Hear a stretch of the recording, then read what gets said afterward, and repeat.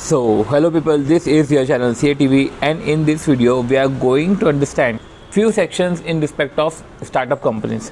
See, एक person जब भी स्टार्टअप की सोचता है, एक ग्रुप ऑफ पर्सन जब भी स्टार्टअप की सोचते हैं, तो फिनेंशियल एस्पेक्ट के साथ साथ टैक्सेशन एस्पेक्ट को भी वो ध्यान में रखता है. अब पॉइंट ये है, इनकम टैक्स में स्टार्टअप कंपनीज़ के फेवर में स्टार्टअप कंपनीज़ को प्रमोट करने के लिए वेरियस सेक्शंस जो है इंट्रोड्यूस करें, या जो एग्जिस्टिंग सेक्शंस थे उसमें जो है स्टार्टअप को प्रिविलेज दी गई, स्टार्टअप्स को बेनिफिट दिया गया. तो इधर हम जो है वो तीन मेजर सेक्शंस पढ़ने वाले जहां स्टार्टअप्स को बेनिफिट दिया गया है, और जो ये शो करता है स्टार्टअप का प्रमोट करने के लिए, जो स्टार्टअप कंपनीज को प्रमोट करने के लिए गवर्नमेंट जो है ईगर है, इसलिए वो इनकम टैक्स के तहत भी स्टार्टअप्स को बेनिफिट दे रही है. राइट, गवर्नमेंट की नज़र में स्टार्टअप की डेफिनेशन कुछ अलग होती है. ऐसा नहीं कि आप एक नॉर्मल कोई एक छोटी दुकान ओपन करो तो वो भी स्टार्टअप हो जाएगा. तो बाकायदा पर्टिकुलर सिस्टमेटिक तरीके से हम इसको जो है तीन सेक्शंस को पढ़ते हैं. सबसे पहला सेक्शन जो आता है वो आता है इनकम फ्रॉम अदर सोर्सेज से, जो है 56 सबसेक्शन 2 क्लॉज 7B. दूसरा सेक्शन आएगा चैप्टर 6 के डिडक्शन से, जो है सेक्शन 80 IAC. और तीसरा सेक्शन जो है वो कैपिटल गेन से आएगा, जो है सेक्शन 54 GB. राइट, तो सबसे पहला सेक्शन जो हम पढ़ेंगे वो है 56 सबसेक्शन 2 क्लॉज 7B. इसमें ये बोला गया है कि जब क्लोजली हेल्ड कंपनी जब शेयर इशू करती है किसी शेयर होल्डर को, ठीक है, अब क्लोजली हेल्ड कंपनी जब शेयर इशू करी है किसी रेसिडेंट शेयर होल्डर को, राइट, तो क्लोजली हेल्ड कंपनी तो वही कंपनी हुई जिसमें पब्लिक का कोई सब्सटैंशियल इंटरेस्ट नहीं है. तो those companies in which public have no substantial interest वो क्लोजली हेल्ड कंपनी होती है, एंड वो शेयर इशू कर रही है रेसिडेंट शेयर होल्डर को पैसे रेज करने के लिए. अब शेयर इशू कर रहे हैं तो एक पर्टिकुलर इशू प्राइस होगा, ठीक है. अब हो सकता है कि ये जो मार्केट वैल्यू है ये मार्केट वैल्यू से ज़्यादा पे इशू करे. अब जो ये इनको प्रोसीड्स मिलेंगे ये मार्केट वैल्यू से ज़्यादा पे प्रोसीड्स मिल रहे हैं, ठीक है. बोला ये गया है कि ये जो डिफरेंस है issue price market fair, issue price minus fair market value, ये जो डिफरेंस होता है फिर वो टैक्सेबल हो जाता है. राइट, ये आपके लिए IFOS हो जाता है, इसलिए आपके लिए वो टैक्सेबल हो जाता है.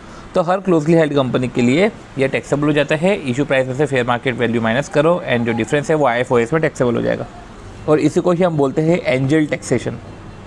अब इसके कुछ एक्सेप्शन है, उसके कुछ एक्सेप्शन है वो ऐसे है, ये अपन बोल सकते हैं कि इनमें जो है वो टैक्सेबिलिटी नहीं क्रिएट होती, मतलब इधर जो है एग्जेम्प्ट है, इधर टैक्सेबिलिटी की बात नहीं आती.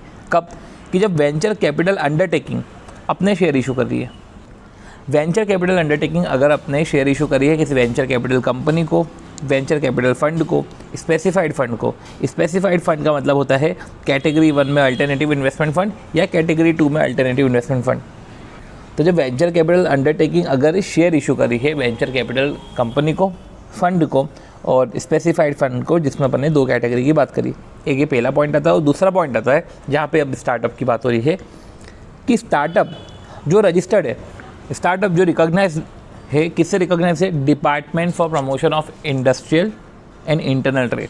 तो department for promotion of industrial and internal trade startup जो यहाँ से रजिस्टर्ड है, ये अपन बोल सकते हैं कि जो नोटिफाइड है DPIIT से, ये शेयर जो भी इशू कर रहे हैं या प्रपोज टू बी इशू है, ठीक है, इसके थ्रू ये पैसा रेस कर रहे हैं, राइट, तो वो स्टार्टअप्स भी कवर है, ठीक है. पर जब जो पैसा रेस कर रहे हैं तो पेड अप कैपिटल और सिक्योरिटी प्रीमियम 25 करोड़ से ज़्यादा का नहीं होना चाहिए. मतलब जो स्टार्टअप्स को बेनिफिट दिया गया है वो छोटी स्टार्टअप्स को बेनिफिट दिया गया है कि आप शेयर इशू कर रहे हो या प्रपोज टू बी इशू है, जो भी है आपका जो पेड अप कैपिटल और सिक्योरिटी प्रीमियम है वो 25 करोड़ से ज़्यादा नहीं होगा, ठीक है. और अब जब आप पेड अप कैपिटल को ही कंसीडर कर रहे हो, ये जो 25,000 करोड़ की जो लिमिट है, 25 करोड़ की लिमिट, इस 25 करोड़ की लिमिट में आप इन पर्टिकुलर लोगों को शेयर दे रहे हो ना, तो ये वाला इंक्लूड नहीं करेंगे. जैसे कि अगर आप जो है नॉन रेसिडेंट को शेयर इशू कर रहे हो, वेंचर कैपिटल कंपनी को इशू कर रहे हो, वेंचर कैपिटल फंड को इशू करो, जैसे कि अपन ने इधर बात करी थी कि वेंचर कैपिटल कंपनी और वेंचर कैपिटल फंड को इशू करते हैं, और या कुछ स्पेसिफाइड कंपनी, इधर तो स्पेसिफाइड फंड था, इधर आप किसी स्पेसिफाइड कंपनी को जो है इशू कर रहे हो, इन लोगों को इशू कर रहे हो ना, तो ये जो है पेड अप कैपिटल और सिक्योरिटी प्रीमियम के 25 करोड़ के रिस्पेक्ट में बात नहीं आएगी, इसको 25 करोड़ के इसमें नहीं गिना जाएगा. राइट, तो सबसे पहले हम ये समझते हैं कि स्पेसिफाइड कंपनी कौन है जिसको भी कवर नहीं किया गया है. तो देखो ये इधर @ दे के रखा है, इसको @ को इधर बताया है कि जो स्पेसिफाइड कंपनी, ये वो कंपनी है जो कंपनी लिस्टेड कंपनी है, ठीक है, और लिस्टेड कंपनी है और उसके शेयर्स जो है फ्रिक्वेंटली ट्रेडेड है। इनका net worth preceding financial year 100 crore से ज़्यादा है या turnover preceding financial year 250 crore से ज़्यादा है। तो ऐसी कंपनी जिनका net worth preceding financial year 100 crore से ज़्यादा है या टर्नओवर जो है प्रीसीडिंग फाइनेंशियल ईयर 250 करोड़ से ज़्यादा है, इनके शेयर्स फ्रिक्वेंटली ट्रेडेड होते हैं। तो ये जो शेयर्स इनको इशू कर रहे हैं ये भी इसमें कंसिडर नहीं किया जाएगा, ठीक है। अब पॉइंट ये है कि आपने जो भी पैसा रेस करा है, राइट, अभी जो पैसा रेस का आप इसको इन्वेस्ट करोगे तो इन्वेस्ट में भी कुछ रिस्ट्रिक्शन है कि आप इन असेट्स में इन्वेस्टमेंट नहीं कर सकते। अब क्या क्या है कि आप रेसिडेंशियल लैंड एंड बिल्डिंग नहीं कर सकते, एक्सेप्ट अगर आपका काम ही है कि रेसिडेंशियल बिल्डिंग बेचना, तो बाकायदा आप फिर कर सकते हो, ठीक है। आप सेल करो रेसिडेंशियल बिल्डिंग या उसको बना के आप किराए पे कर रखते हो तो आपकी बात अलग है फिर, पर अदरवाइज़ जो है आप रेसिडेंशियल बिल्डिंग नहीं ले सकते। बाकी फिर आदि कमर्शियल बिल्डिंग में आप इन्वेस्टमेंट नहीं कर सकते, एक्सेप्ट अगर आपका बिजनेस है तो आप लोन्स एंड एडवांसेस नहीं दे सकते, एक्सेप्शन अगर आपका बिजनेस है तो। कैपिटल कंट्रीब्यूशन नहीं कर सकते, शेयर सिक्योरिटी में इन्वेस्टमेंट नहीं कर सकते। मोटर व्हीकल, एयरक्राफ्ट, याच, अदर मोड जो भी है, other modes of transport, motor vehicle, aircraft, याच, अदर मोड, अगर वैल्यू 10 लाख से ज़्यादा है, 10 लाख से कम आपको जो परचेस करना है करो, पर 10 लाख से अगर से ज़्यादा की वैल्यू है, आप भाई इतनी महंगी ट्रांसपोर्ट नहीं खरीद सकते। एक्सेप्शन ये है कि अगर आपका काम ही है इसको किराए पे चलाना, तो ज्वेलरी में नहीं इन्वेस्ट कर सकते, एक्सेप्शन अगर आपका काम ही है ज्वेलरी परचेज सेल करना।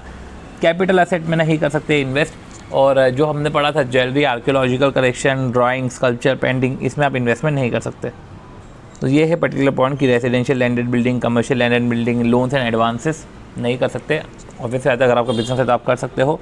कैपिटल कंट्रीब्यूशन नहीं कर सकते, और शेयर सिक्योरिटीज़ आप जो है एज एन इन्वेस्टमेंट कि आपने शेयर से खरीदे वो नहीं कर सकते। व्हीकल्स को नहीं खरीद सकते, 10 लाख से ऊपर के व्हीकल्स को, ठीक है, 10 लाख से ऊपर के व्हीकल को।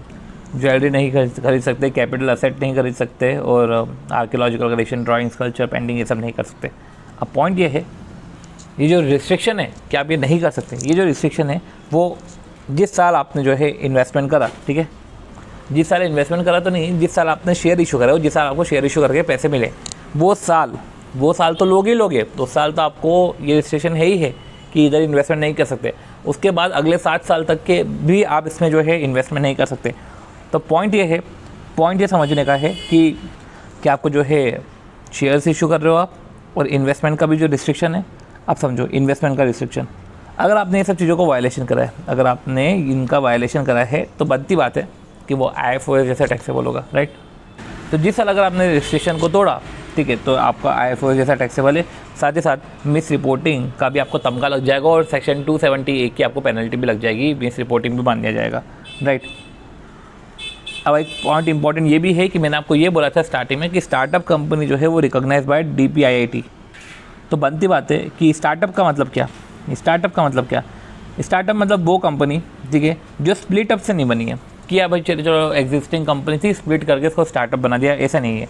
और वही रिकंस्ट्रक्शन ऑफ एग्जिस्टिंग बिजनेस, तो ना तो स्प्लिट किया गया है, ना तो रिकंस्ट्रक्शन ऑफ एग्जिस्टिंग बिजनेस किया गया है। अब ये जो भी स्टार्टअप है, राइट, सीन से जो पर्टिकुलर सेक्शन है कंपनीज़ के लिए ही है, तो स्टार्टअप भी कंपनी ही रहेगी, एंड जो स्प्लिट अप से नहीं और जो रिकंस्ट्रक्शन से नहीं बनी गई है। अब जो स्टार्टअप कंपनी है, ठीक है, ये इनकॉर्पोरेशन की डेट से, ये डेट ऑफ इनकॉर्पोरेशन से जो है इनका स्टार्टअप पीरियड जो है 10 साल तक रहेगा, ठीक है। और ऐसा बोला गया है कि startup up to a period of 10 years. और साथ ही साथ ये वैसी कंपनी है कि टर्नओवर इनका जो है किसी भी फाइनेंशियल ईयर में 100 करोड़ से ज़्यादा नहीं हो, ठीक है, मतलब अप टू 100 करोड़ है, मतलब कि डेट ऑफ इनकॉर्पोरेशन से डेट टू डेट ये 10 साल तक तो स्टार्टअप रहेगा ही रहेगा। साथ ही साथ जो टर्नओवर है वो जो भी आगे के जो फाइनेंशियल ईयर है वो अप टू 100 करोड़ ही हो, इससे ज़्यादा नहीं हो। तो ये जो स्टार्टअप कंपनी है जिनका बिजनेस, ठीक है, ये तो हमने टर्नओवर की बात करी, इनका जो बिजनेस है वो इनोवेशन, इम्प्रूवमेंट, डेवलपमेंट, ठीक है, तो IDI बोल दो, IIT बोल दो, इनोवेशन, डेवलपमेंट, इम्प्रूवमेंट, ये सब में ग्रोथ की बात करें, इनोवेशन, डेवलपमेंट करना, इम्प्रूवमेंट करना, किस में, प्रोडक्शन, प्रोसेस एंड सर्विसेज में, ठीक है। तो आप इनोवेशन कर रहे हो, इंप्रूवमेंट कर रहे हो, डेवलपमेंट कर रहे हो, सारे सिनोनिम इन्होंने बोल दिए, किस में कर रहे हो आप किसी पर्टिकुलर प्रोडक्ट में करो, किसी प्रोडक्ट की क्वालिटी बढ़ा रहे हो, या प्रोसेस हो गया, सर्विस हो गया, प्रोडक्शन हो गया, प्रोसेस भी होता है, सर्विसेज भी होती है, तो इसमें आप इनोवेशन इंप्रूवमेंट कर रहे हो, एक ये हो गया। या तो आपका कोई स्केलेबल बिजनेस मॉडल है जिससे वेल्थ क्रिएशन हो रहा है, जिससे एम्प्लॉयमेंट जनरेशन हो रहा है, तो एक स्केलेबल बिजनेस मॉडल है, ऐसा बिजनेस मॉडल है जो आगे अच्छा स्केल हुआ तो अच्छा वो प्रॉफिट देगा और साथ ही साथ वेल्थ जनरेशन तो होगा ही होगा, एम्प्लॉयमेंट क्रिएशन भी होगा, ठीक है। तो ये उन स्टार्टअप कंपनीज की बात कर रहे हैं, राइट। तो मैं क्विकली रिकॉल करवा रहा हूँ कि भैया क्लोजली हेल्ड कंपनी की बात करिए, शेयर इशू करें रेसिडेंट शेयर होल्डर को तो फेयर मार्केट वैल्यू से ज़्यादा अगर इशू करते हैं तो टैक्सेबल हो जाता है। वेंचर कैपिटल अंडरटेकिंग, अगर venture capital company, venture capital fund, specified fund को इशू कर रहे हैं तो नहीं।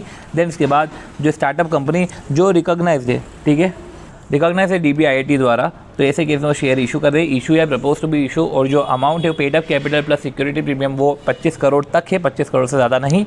उसमें भी कैलकुलेट करते समय non resident venture capital fund और स्पेसिफाइड फंड, स्पेसिफाइड कंपनी को अगर इशू कर रहे हो, स्पेसिफाइड कंपनी में वो लिस्टेड कंपनी आती है जिनके शेयर फ्रीक्वेंटली ट्रेडेड होते हैं, जिनका नेटवर्थ 100 करोड़ तक से ज़्यादा है और टर्नओवर जिनका 250 करोड़ से ज़्यादा है, वो इधर नहीं आते। और नेटवर्थ और टर्नओवर भी प्रीसीडिंग फाइनेंशियल ईयर का हम देखते हैं, राइट। इन्वेस्टमेंट कर रहे हैं तो इन्वेस्टमेंट की जो रिस्ट्रिक्शन है वो ईयर ख़त्म होने से, वो उस साल जिस साल में शेयर इशू करे वो ख़त्म होने के अगले 7 साल तक ये रिस्ट्रिक्शन है, जिसमें residential land and building, commercial land and building, loans and advances में आप नहीं कर सकते। तीनों में ऐसा है कि अगर आपका ये बिजनेस है तो आप कर सकते हो। Capital contribution, share and securities आप नहीं कर सकते, और इनफैक्ट आप एसेट जो है 10 लाख से ज़्यादा की नहीं खरीद सकते, प्रोवाइडेड अगर आपका बिजनेस ही हायरिंग, फ्लाइंग एंड लीजिंग का हो। HPL मतलब ये होता है। ज्वेलरी नहीं खरीद सकते प्रोवाइडेड अगर आपका बिजनेस ज्वेलरी का हो, और कैपिटल असेट नहीं परचेस कर सकते, जो archaeological collection, drawing, sculpture, painting ये सब है, ये आप इसको नहीं कर सकते। और ये जो रिस्ट्रिक्शन है ये इन्वेस्टमेंट की ईयर, सॉरी ये जब शेयर इशू करा वो वाला ईयर, और साथ ही साथ उसके अगले 7 साल तक रिस्ट्रिक्शन रहेगा। अगर आपने ये वॉयलेट करा है तो बाकायदा जो आपका एग्जाम्पशन मिला था वो आपका टैक्सेबल हो जाएगा IFOS में, और साथ ही साथ सेक्शन 270A लग जाएगा मिस रिपोर्टिंग ऑफ इनकम का। बात आती है हमारे नेक्स्ट सेक्शन ATIAC की। ATIAC क्या बोल रहा है? ATIAC बात करता है डिडक्शंस की, राइट। ये टैक्स हॉलीडे की अगर हम बात करें तो ATIAC बात करता है कि डिडक्शन फॉर न्यू स्टार्टअप। ये जो स्टार्टअप है, इसके पहले वाले स्टार्टअप में जो हमने बात करी थी वो हमने बात करी थी कंपनी की। इधर जो स्टार्टअप की बात कर रहे हैं, इस स्टार्टअप में कंपनी और LLP की बात कर रहे हैं, और ये वो स्टार्टअप की बात कर रहे हैं जो अप्रैल 16 से मार्च 21 तक है, जो अप्रैल 16 से जो है मार्च 21 तक इस्टेब्लिश हुई, इनकॉर्पोरेट हुई। और साथ ही साथ जो टर्नओवर है वो टर्नओवर 100 करोड़ तक है, टर्नओवर 100 करोड़ तक है। जब भी जो है जिस साल भी आपने डिडक्शन क्लेम किया ATIAC का, ठीक है, टर्नओवर तब जो है 100 करोड़ तक है। बस इंपॉर्टेंट पॉइंट ये है कि टर्नओवर की बात इन्होंने करके रखी है, और स्टार्टअप के बीच में की स्टार्टअप का पीरियड दे के रखा है। इधर भी ये बता के रखा था कि स्टार्टअप कंपनी है, साथ ही साथ जो है ये टर्नओवर भी इधर भी 100 करोड़ तक था, ठीक है, इधर भी है टर्नओवर जो है 100 करोड़ तक बोल के रखा है। अब पॉइंट ये है कि वही बात आ जाती है कि स्टार्टअप वाली जो बिज़नेस किस में कर रहे थे, तो जो हमने पहले पढ़ के रखा था कि इनोवेशन, डेवलपमेंट, इंप्रूवमेंट है इन प्रोडक्शन प्रोसेस और सर्विस, या स्केलेबल बिजनेस मॉडल है जिससे एम्प्लॉयमेंट जनरेशन, वेल्थ क्रिएशन हो रहा है, जो भी है ये जो स्टार्टअप कंपनी बाकायदा जो है ये बिज़नेस जो है, तो जो भी बिज़नेस ये एलिजिबल, आपका जो भी बिज़नेस एलिजिबल बिज़नेस है इसके तहत एलिजिबल है, ये आपको प्रूव करना पड़ता है, ठीक है, आपको ये प्रूव करना पड़ता है इंटर मिनिस्ट्रियल, ठीक है, बोर्ड ऑफ सर्टिफिकेशन को, एंड वो आपको जो है सर्टिफिकेट प्रोवाइड करते हैं कि हाँ ये इस बिज़नेस में फॉल होता है। तो ऐसे केस में आपका जो DPIIT पोर्टल है, बनती बात है कि DPIIT पोर्टल द्वारा, DPIIT द्वारा ही स्टार्टअप रिकॉग्नाइज होता है। तो उस पोर्टल पे आप एप्लीकेशन देते हो, डॉक्यूमेंट आप देते हो कि देखो हम इन पीरियड के बीच में इनकॉर्पोरेट हुए थे, हमारा बिज़नेस ये है और ये क्यों इसमें फॉल हो रहा है, ठीक है, क्यों ये पर्टिकुलर बिज़नेस है जो इसमें फॉल हो रहा है, तो ये सब आपको प्रूव करना पड़ता है, देन आपको जो है रजिस्ट्रेशन मिल जाता है। पॉइंट ये है कि अगर आप जो है कंपनी इन पीरियड में इनकॉर्पोरेटेड है, 100 करोड़ तक का टर्नओवर है और ये पर्टिकुलर बिजनेस में, एलिजिबल बिजनेस में होती है, तो ऐसे केस में ये जो भी प्रॉफिट कमा रहे हैं आगे के 10 साल, नहीं सॉरी आगे के 7 साल, ठीक है, तो ये जो 7 साल है इसमें स्टार्टअप वाला ईयर भी शामिल है कि जब स्टार्टअप आपका ओपन हुआ था, ठीक है, तो वो जो स्टार्टअप वाला ओपन हुआ इंक्लूडिंग वो दैट ईयर, अगर 7 साल में जो है किसी भी 3 कंसेक्यूटिव ईयर में, किसी भी 3 कंसेक्यूटिव, एक के बाद एक, किसी भी 3 कंसेक्यूटिव ईयर में जो प्रॉफिट है आप 100% प्रॉफिट का डिडक्शन ले सकते हो। 100% प्रॉफिट मतलब कि ये जो बिज़नेस से जो भी प्रॉफिट हो रहा है ना, ये बिज़नेस अच्छा बिज़नेस है, तो आप देखो स्टार्टिंग में तो लॉस होगा, जब भी प्रॉफिट होगा ना तो पहले 3 साल हम टैक्स ही नहीं लेने वाले, पूरा का पूरा प्रॉफिट का डिडक्शन है, ये आपको बेनिफिट दिया। 5627B में यही जो है बेनिफिट दिया है कि आपको जो है आप शेयर फेयर मार्केट वैल्यू से ऊपर पे आप जो है शेयर प्राइस है बाकायदा बिंदास आप जो है करो, बाकायदा बिंदास आप जो है आप इशू करो, आपको कोई टैक्स नहीं लगेगा, और इधर भी आपको जो है डिडक्शन देखो प्रोवाइड किया गया है। कंडीशन वही होती है कि स्प्लिट अप में नहीं होना चाहिए, रिकंस्ट्रक्शन ऑफ एग्जिस्टिंग बिजनेस नहीं होना चाहिए, और आपको जो है न्यू प्लांट एंड मशीनरी खरीदना स्टार्टअप के लिए, ठीक है, इस बिज़नेस के लिए आप प्लांट एंड मशीनरी तो न्यू खरीदना, ठीक है। फिर ये भी बोला गया है कि चलो न्यू प्लांट एंड मशीनरी है पर 20% तक सेकेंड हैंड चलेगा। इनफैक्ट अगर आप इंपोर्ट कर रहे हो तो इंपोर्ट तो कैसे भी सेकेंड हैंड हो, इंपोर्ट प्लांट एंड मशीनरी चलेगा। और इनके बुक्स ऑफ अकाउंट जो है सीए द्वारा ऑडिट होने चाहिए। ये पर्टिकुलर बात हमने समझी थी। अब आपका जो आता है 54 GB की बात करते हैं, तो मैं आपको फटाफट जो है ATIAC को रिकॉल कराता हूँ कि एक पर्टिकुलर पीरियड के अंदर ये कंपनी या LLP, इसमें इंपॉर्टेंट क्या है कि LLP इनकॉर्पोरेट होनी चाहिए। टर्नओवर जो है इनका 100 करोड़ तक है, ठीक है, 100 करोड़ तक टर्नओवर। एक ये एलिजिबल बिजनेस रहते हैं, उसको क्राइटेरिया में फिल करवाने के लिए कि एलिजिबल बिजनेस है, IMBC से सर्टिफिकेशन लेना पड़ता है आपको। स्टार्टअप ईयर को इंक्लूड करके जो भी आगे के 7 साल है उसमें कंसेक्यूटिव 3 ईयर तक आपको जो है 100% प्रॉफिट का डिडक्शन मिलता है। Split up reconstruction of business से नहीं। प्लांट एंड मशीनरी आप जो है न्यू परचेस करना है, second hand plant and machinery 20% तक चलेगा, और अगर इम्पोर्टेड अगर सेकेंड हैंड है तो वो तो पूरा का पूरा ही चलेगा, और ऑडिट जो है सीए द्वारा करवाना चाहिए। और इस तरीके से हमने 56 to 7B के साथ ATIAC भी ओवर किया, ठीक है। अब आता है कैपिटल गेन में 54 GB भी स्टार्टअप के लिए बेनिफिट प्रोवाइड कर रहा है। क्या है? तो ये बोला गया है कि ट्रांसफ़र ऑफ रेजिडेंशियल प्रॉपर्टी, क्या आप रेजिडेंशियल प्रॉपर्टी ट्रांसफ़र कर रहे हो, ये रेजिडेंशियल प्रॉपर्टी या प्लॉट ऑफ लैंड जो भी है, तो एक इंडिविजुअल HF उसकी अपनी लॉन्ग टर्म कैपिटल एसेट है। ये लॉन्ग टर्म कैपिटल एसेट है भाई, वो रेजिडेंशियल प्रॉपर्टी है, वो हाउस है, प्लॉट है, जो भी है, ये इन्होंने बेचा, ठीक है, ट्रांसफ़र करा, पैसे आए। अब बनती बात है कि जब आपने वो बेचा, ठीक है, तो आप उससे जो है शेयर परचेस करोगे, तो आप शेयर परचेस करो, ऐसा करो पैसे से आप जो है शेयर परचेस करो।